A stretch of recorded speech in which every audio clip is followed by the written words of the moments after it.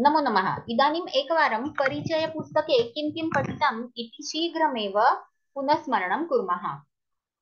प्रवेशपुस्तके प्रथमपाठे विशेषणविशेषम् इति कः नियमः? विशेषविशेषणभावः। तत्र विशेष्यस्य लिङ्गं वचनं विभक्तिः च यत्किमपि अस्ति तदनुसारं विशेषणस्य लिङ्गं वचनं विभक्तिः च भवति। एवं उदाहरणानि सन्ति। नूतनः ग्रन्थः पुल्लिङ्गे प्रथमा एकवचनं, नूतना कविता स्त्रीलिङ्गे प्रथमा एकवचनं, नूतनं काव्यं नपुंसकलिङ्गे प्रथमा एकवचनम्। एवं यद्लिङ्गं यद्वचनं या च विभक्तिः विशेष्यस्य तद्लिङ्गं तद्वचनं सा च विभक्तिः विशेषणस्य इति नियमः अत्र पाठितः। अनन्तरं द्वितीयपाठे एतस्य वाक्यानि कथं भवन्ति? इदानीम् अत्र विशेषणमस्ति दीर्घः इति। तर्हि दीर्घः मार्गः अस्ति, दीर्घौ मार्गौ स्तः, दीर्घाः मार्गाः सन्ति पुल्लिङ्गे, स्त्रीलिङ्गे दीर्घा नदी, दीर्घे नद्यौ स्तः, दीर्घाः नद्यः सन्ति। नपुंसकलिङ्गे दीर्घं वनम् अस्ति, दीर्घे वने स्तः, दीर्घाणि वनानि सन्ति। एवं वचनं लिङ्गं वचनं विभक्तिः च अत्र समानता। अधुना विभक्तीनां परिवर्तनं यदा भवति तदा विशेषानुसारं विशेषणे अपि परिवर्तनं भवति। एवं विभक्तीनां तालिका अस्ति खलु अस्माकं, तत्र वयं विशेषणस्य अपि विभक्तिपरिवर्तनं कृत्वा तालिका निर्माणं कर्तुं शक्नुमः। यथा अत्र पुल्लिङ्गे चतुरः बालकः इति प्रथमा विभक्तिः एकवचनं, यदा द्वितीया भविष्यति तदा चतुरं बालकम्, यदा तृतीया भवति चतुरेण बालकेन, चतुर्थी विभक्ति मध्ये चतुराय बालकाय, पंचमी विभक्ति मध्ये चतुरात् बालकात्, षष्ठी विभक्ति मध्ये चतुरस्य बालकस्य, सप्तमी विभक्ति चतुरे बालके, संबोधनं हे चतुर बालक। अत्र एवं वयं तालिका निर्माणं कर्तुं शक्नुमः। एषा तालिका पुल्लिङ्गशब्दानां पुनः स्त्रीलिङ्गशब्दानां चतुरा बालिका अस्ति। अहं चतुरां बालिकां पश्यामि। चतुरया बालिकया पाठः पठितः। चतुरायै बालिकायै अहं धनं ददामि। चतुरायाः बालिकायाः अहं पुस्तकं स्वीकरोमि। चतुरायाः बालिकायाः नाम पद्मावती। चतुरायां बालिकायां मम विश्वासः अस्ति। हे चतुरे बालिके तव धन्यवादः। एवं वाक्यानि कर्तुं शक्नुमः। नपुंसकलिङ्गे अपि चतुरं मित्रं प्रथमा, चतुरं मित्रं द्वितीया, नपुंसकलिङ्गे प्रथमा द्वितीया समाना एव भवति। चतुरेण मित्रेण, चतुराय मित्राय, चतुरात् मित्रात्, चतुरस्य मित्रस्य, चतुरे मित्रे, हे चतुर मित्र। तृतीयातः संबोधनपर्यन्तम् अकारान्त पुल्लिङ्ग शब्दानुसारम् अकारान्त नपुंसकलिङ्ग शब्दस्यापि रूपाणि भवन्ति। एवं विशेष विशेषणस्य अभ्यासः करणीयः। पुनः संख्याः सन्ति, ताः अपि विशेषणानि सन्ति, संख्यावाचक विशेषणानि। अतः तत्रापि एवं विशेषविशेषणभावः अस्ति तेषाम् अपि विशेष्यस्य विशेषणस्य च लिङ्गं वचनं समानं तथा विभक्तिः समाना। अतः उदाहरणं पश्यामः। एकः जनकः इति पुल्लिङ्गे तस्यापि तालिका भवितुम् अर्हति। सर्वासु विभक्तिषु समानता भविष्यति विशेषणस्य। पुनः अत्र एकं स्मर्तव्यम्, एकः जनकः, अत्र एक इति विशेषणं नियततया एकवचने एव भवति। एकः जनकः इति एकं जनकं द्वितीया विभक्ति केवलम् एकवचनम् एव भवति तस्य एक इति शब्दस्य। पुनः स्त्रीलिङ्गे एका जननी, नपुंसकलिङ्गे एकम् अपत्यम्। एवं स्मर्तव्यम्, एक इति शब्दस्य उपयोगः केवलम् एकवचने भवति। पुनः द्वि इति संख्यावाचक विशेषणस्य उपयोगः केवलं द्विवचने भवति।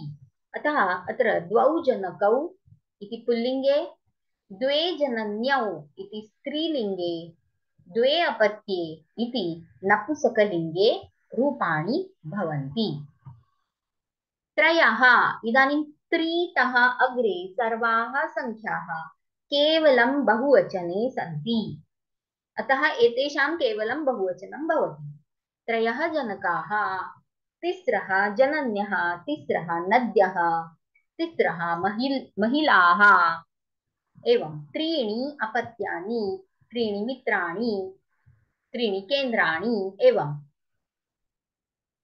त्रितः अग्रे सर्वाः संख्याः केवलं बहुवचने सन्ति। चत्वारः जनकाः पुल्लिङ्गे, स्त्रीलिङ्गे चतस्रः जनन्यः, नपुंसकलिङ्गे चत्वारि अपत्यानि। इदानीं पञ्चतः अग्रे सर्वाः संख्याः तत्र लिङ्गभेदाः नास्ति, तेषां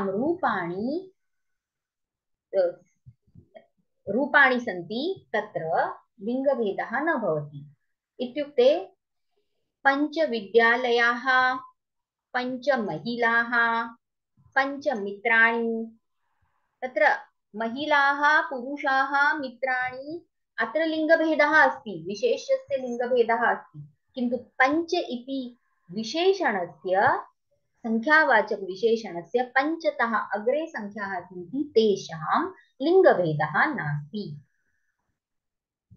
पुनः अत्र 6 शालाः, 7 मन्दिराणि, एवं पञ्चतः अग्रे 8 वृक्षाः, 9 लताः, 10 सस्यानि, एवं अत्र अग्रे लिङ्गभेदः नास्ति, किन्तु केवलं बहुवचने सन्ति। पुनः विभक्ति परिवर्तनं तु भवति एव। अतः अत्र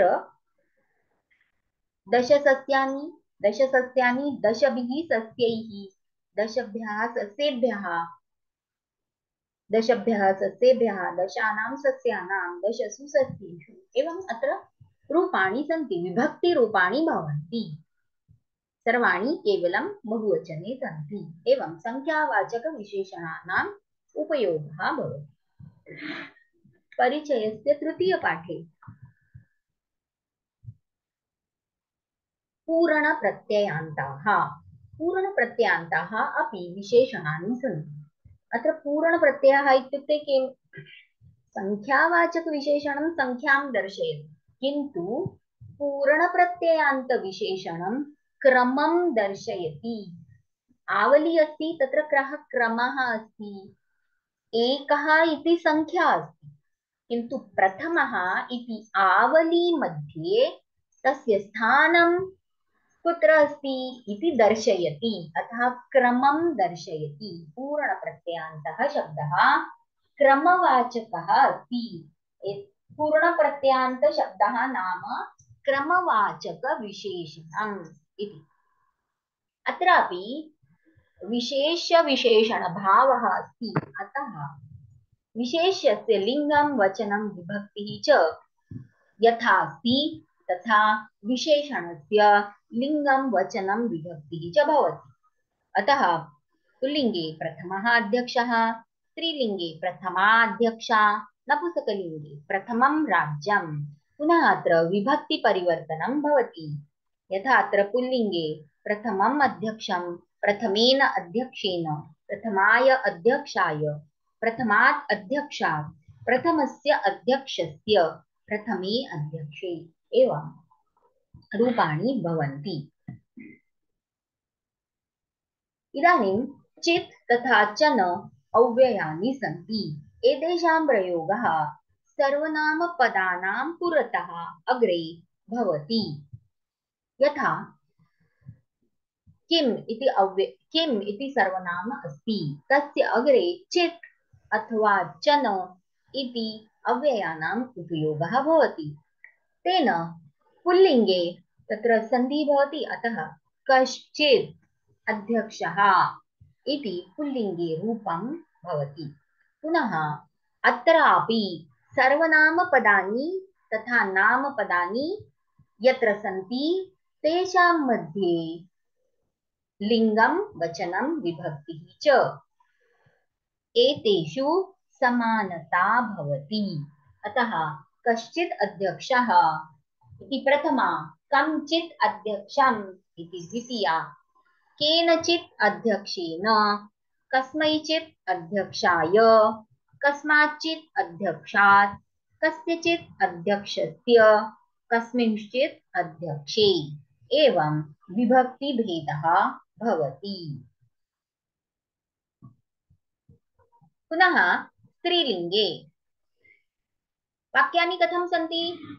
काचन महिला अध्यक्षा अस्ति। अहं काञ्चन अध्यक्षां पश्यामि।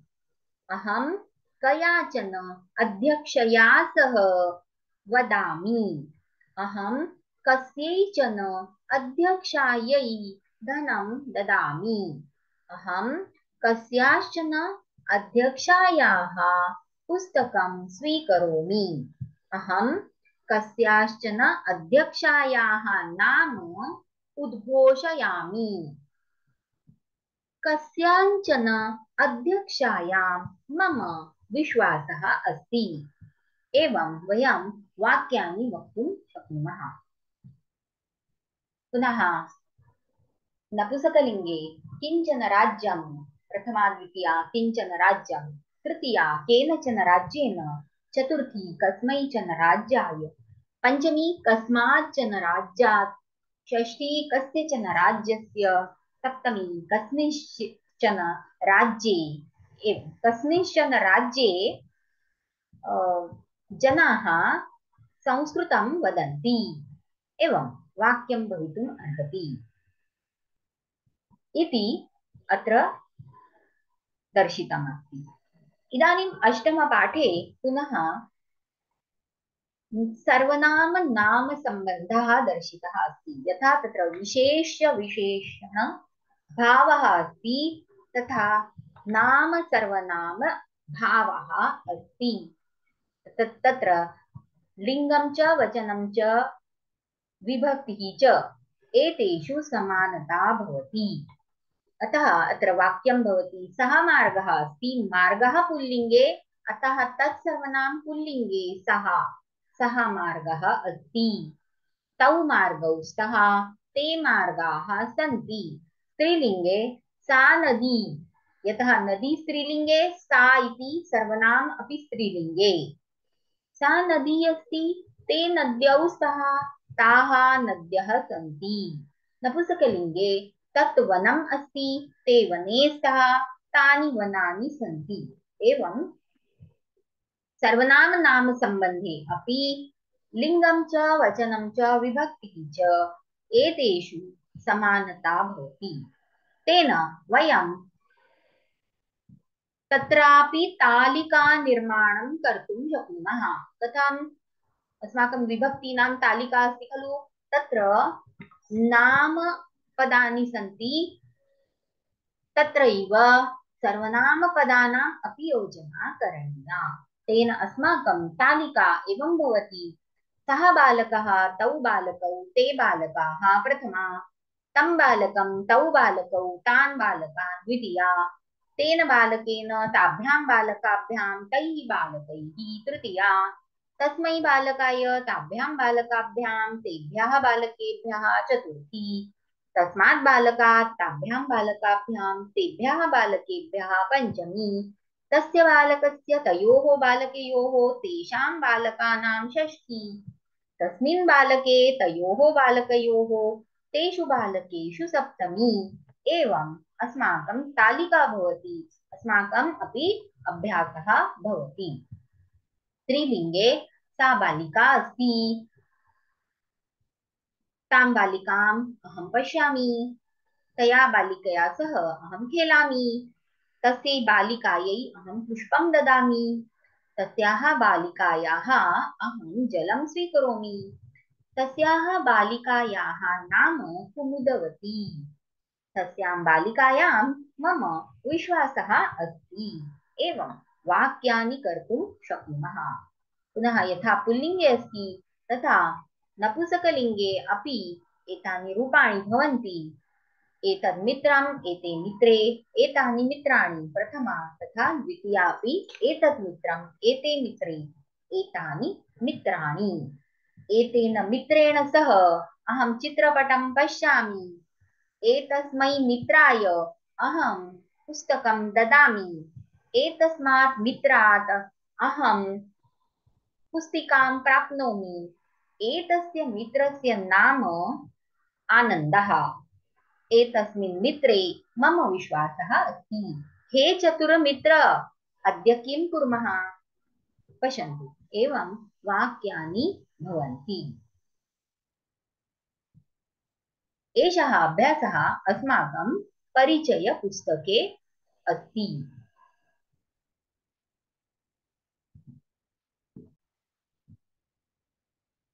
पुनः अस्माकं परिचयपुस्तके क्रियापदानाम् अपि अभ्यासः अस्ति। कथमस्ति? प्रथमपाठे एव प्रवेशपुस्तकस्य पुनस्मरणम् अस्ति। प्रथमपाठे परिचयपुस्तकस्य प्रथमपाठे कथमस्ति? वर्तमानकालस्य तालिका, लट्लकारस्य तालिका, परस्मैपदम्,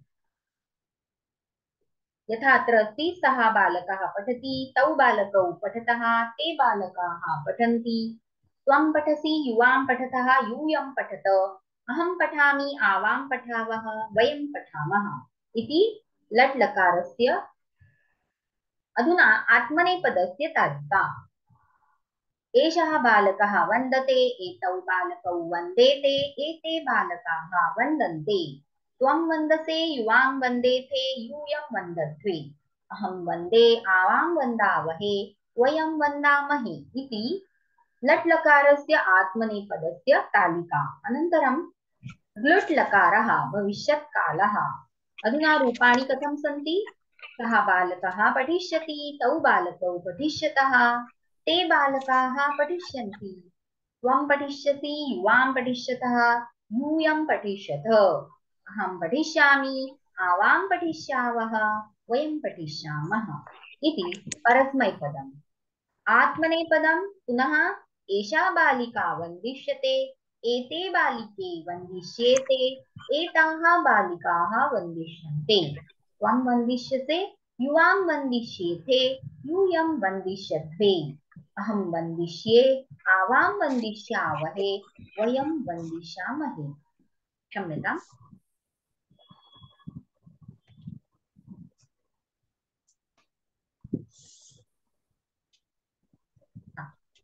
अग्रे पश्यन्तु।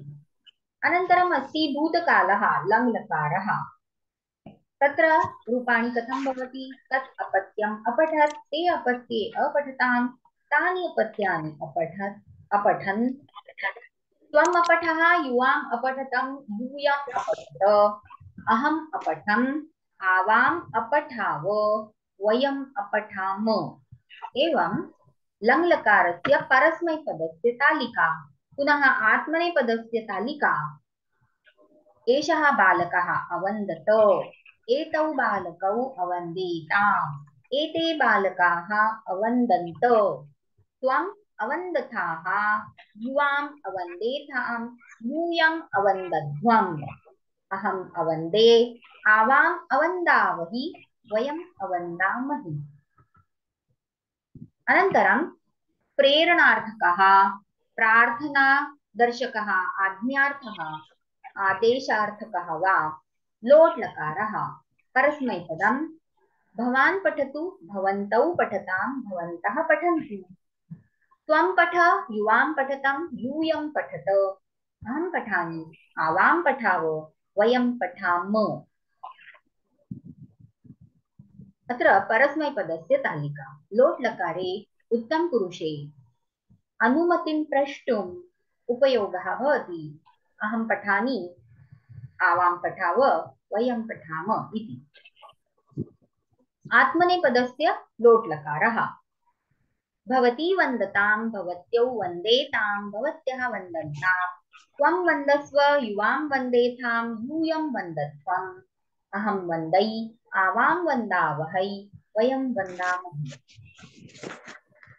अनन्तरं प्रथमपाठे एव प्रवेशपुस्तके विभक्तीनाम् अभ्यासः कृतः, तस्य पुनस्मरणं कृतम् अस्ति। अत्र कारकविभक्तिः तथा उपपदविभक्तिः सर्वेषाम् अपि पुनस्मरणं प्रथमपाठे अस्ति। अनन्तरं प्रवेशपुस्तके त्वा, ल्यप् इति प्रत्ययानां योजनां कृत्वा कृदन्त अव्ययानि सन्ति, तेषां वाक्यानि कथं सन्ति इति पुनः दर्शितम् अस्ति। तुमुन् प्रत्ययस्य योजनां कृत्वा कृदन्त अव्ययं भवति, तस्यापि पुनस्मरणं कृतम् अस्ति। अनन्तरं पदसङ्ग्रहः इति विभागः परिचयपुस्तके अस्ति। पदसङ्ग्रहः इति महत्वपूर्णः विभागः, षष्ठः विभागः अस्ति परिचयपुस्तके। तत्र किम् अस्ति? तत्र वाक्यानां निर्माणं करणीयम्। तत्र वाक्यानि सन्ति। कानि वाक्यानि सन्ति? प्रथमं वाक्यम् अस्ति लट् लकारे, छात्रः पुस्तकं पठति, अथवा आत्मनेपदस्य वाक्यं बालकः देशं वन्दते। एतादृशानि वाक्यानि तत्र सन्ति। द्वितीयं वाक्यम् अस्ति कर्मवाच्यं, छात्रेण पुस्तकं पठ्यते, बालकेन देशः वन्द्यते। एवं लट् लकारस्य कर्मवाच्यवाक्यानि सन्ति। अनन्तरं तृतीयं वाक्यं लुट् लकारे अस्ति। लुट् लकारस्य तालिका इदानीम् एव वयं दृष्टवत्यः। अनन्तरं चतुर्थं वाक्यं तव्यत् अनियर् प्रत्ययान्तस्य अस्ति। अत्र कथं वाक्यं भवति? त्वया ग्रन्थः पठनीयः, अत्र तेन कविता पठनीया, छात्रेण पुस्तकं पठितव्यं, पठनीयम्। अत्र किं भवति? अत्र कर्मवाच्यप्रयोगः अस्ति। पुनः तव्यत् अनियर् प्रत्ययान्तं कृदन्तम् अस्ति, तद् विशेषणम् अस्ति। अतः विशेष्यस्य लिङ्गं वचनं विभक्तिः च यथा भवति, तथा विशेषणस्य कृदन्तस्य लिङ्गं वचनं विभक्तिः च भवति। अतः अत्र कर्मवाच्यप्रयोगे कर्मपदस्य लिङ्गं वचनं विभक्तिः च यथा अस्ति, तथा तव्यत् अनियर् प्रत्ययान्त कृदन्तस्य लिङ्गं वचनं विभक्तिः भवति। अतः अत्र ग्रन्थः पठनीयः पुल्लिङ्गे, कविता पठनीया स्त्रीलिङ्गे, पुस्तकं पठितव्यं नपुंसकलिङ्गे, एवं वाक्यानि भवन्ति। पुनः अस्यापि तालिका अत्र दर्शिता अस्ति। पुल्लिंगे, स्त्रीलिंगे, नपुंसकलिंगे, एकवचनं, द्विवचनं, बहुवचनं च एवं वाक्यानि लेखितुं शक्नुमः। अनन्तरं वाक्यम् अस्ति पञ्चमं वाक्यं तप्रत्ययान्तं कृदन्तम्। अत्रापि कर्मवाच्यप्रयोगः अस्ति। अत्रापि तप्रत्ययान्तं कृदन्तं विशेषणं भवति। अतः कर्मानुसारं तस्य कृदन्तस्य लिङ्गं वचनं विभक्तिः च भवति। एवं श्लोकः पठितः, गीता पठिता, पद्यं पठितम् इति तालिका निर्माणं भवितुमर्हति। एकवचनं, द्विवचनं, बहुवचनं। ग्रन्थः पठितः, ग्रन्थौ पठितौ, ग्रन्थाः पठिताः। कविता पठिता, कविते पठिते, कविताः पठिताः। पुस्तकं पठितं, पुस्तके पठिते, पुस्तकानि पठितानि। एवं तालिका भवितुमर्हति। तेन अधिकाधिकवाक्यानां निर्माणं भवति। षष्ठं वाक्यमस्ति यत्र क्तवतु प्रत्ययान्तं कृदन्तं योजितम् अस्ति।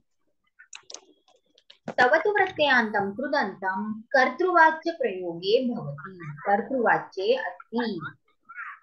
अतः अत्र तवतु प्रत्ययान्तं विशेषणं कर्तृपदानुसारं भवति। कर्तृपदस्य लिङ्गं वचनं विभक्तिः च यथा अस्ति तथा कृदन्तस्य तवतु प्रत्ययान्तस्य लिङ्गं वचनं विभक्तिः च भवति। अतः अत्र छात्रः पठितवान्, बालिका पठितवती, मित्रं पठितवत्। पुनः एतस्यापि तालिका भवितुमर्हति। बालकः पठितवान्, बालकौ पठितवन्तौ, बालकाः पठितवन्तः इति पुल्लिङ्गे। बालिका पठितवती, बालिके पठितवत्यौ, बालिकाः पठितवत्यः। मित्रं पठितवत्, मित्रे पठितवती, मित्राणि पठितवन्ति। एवं वाक्यानि भवन्ति। अत्र सप्तमं वाक्यं शत्रुप्रत्ययान्तं कृदन्तं योजयित्वा वाक्यनिर्माणं कृतम्। छात्रः पुस्तकं पठन्, बालिका पुस्तकं पठन्ति, मित्रं पुस्तकं पठत्। एवम् एतस्यापि तालिका भवितुमर्हति। बालकः पठन्, बालकौ पठन्तौ, बालकाः पठन्तः, बालिका पठन्ति, बालिके पठन्त्यौ, बालिकाः पठन्त्यः। एवं वाक्यानि भवितुमर्हति। एवं कर्मवाच्ये विध्यर्थरूपं कृदन्तं तव्यत् अनीयर् प्रत्ययान्तं भूतकाले तप्रत्ययान्तं कृदन्तं भवति। तवतु प्रत्ययान्तं कृदन्तं कर्तृवाच्य प्रयोगे अस्ति, तथा शत्रुप्रत्ययान्तं कृदन्तं कर्तृवाच्ये अस्ति। एवं तालिका निर्माणं शक्यम्। चतुर्थपाठे विधिलिङ्गलकारस्य परिचयः अस्ति। संभावनार्थे विधिलिङ्गलकारः यत्र संभावना अस्ति कदाचित् भवेत् इति संभावना। पुनः यत्र अस्माकम् इच्छा अस्ति, वक्तुः इच्छा अस्ति, निवेदनम् अस्ति, तत्रापि विधिलिङ्गलकारः भवति। विधिलिङ्गलकारस्य परस्मैपदस्य तालिका। सः बालकः पठेत्, तौ बालकौ पठेताम्, ते बालकाः पठेयुः, त्वं पठेः, युवां पठेतं, यूयं पठेत, अहं पठेयम्, आवां पठेव, वयं पठेम। आत्मनेपदस्य तालिका। एषा बालिका वन्देत, एते बालिके वन्देयाताम्, एताः बालिकाः वन्देरन्, त्वं वन्देथाः, युवां वन्देयाथाम्, यूयं वन्देध्वम्, अहं वन्देय, आवां वन्देवहि, वयं वन्देमहि इति दर्शितम्। पञ्चमपाठे लट्लकारस्य कर्मवाच्यप्रयोगः दर्शितः अस्ति। कर्मवाच्यप्रयोगे कर्मवाच्ये कर्मणि प्रयोगे कर्तृपदस्य तृतीया, कर्मपदस्य प्रथमा, क्रियापदस्य योजना कथं भवति? धातुः अस्ति, तस्य अग्रे य प्रत्ययः भवति, तस्य अग्रे आत्मनेपदस्य प्रत्ययः भवति।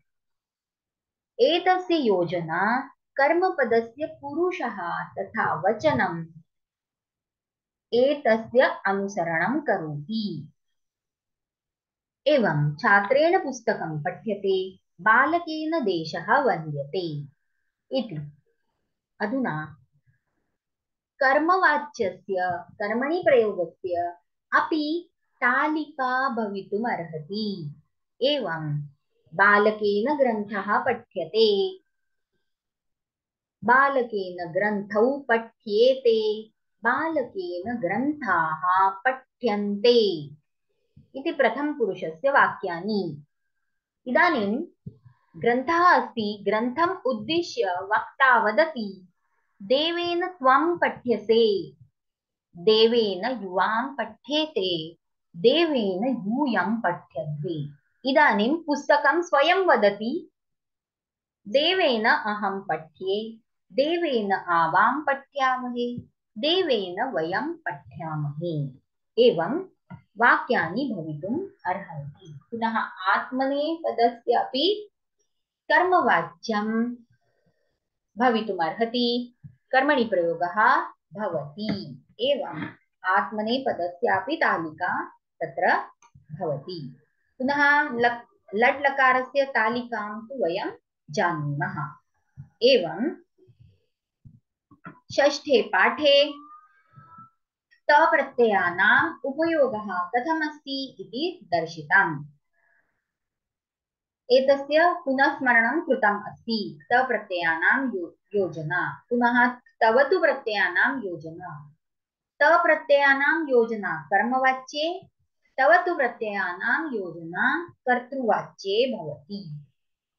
एवं तालिकानां निर्माणं कृतम्। अधुना तवतु प्रत्ययान्तं तप्रत्ययान्तम् एतयोः परिवर्तनम्। तवतु प्रत्ययान्तं कर्तृवाच्ये अस्ति बालकः पुस्तकानि पठितवान् इति वाक्यं परिवर्तनं कृत्वा तप्रत्यये भवति, तदा कर्मवाच्ये भवति बालकेन पुस्तकानि पठितानि। एवं परिवर्तनाभ्यासः तत्र दर्शितः अस्ति।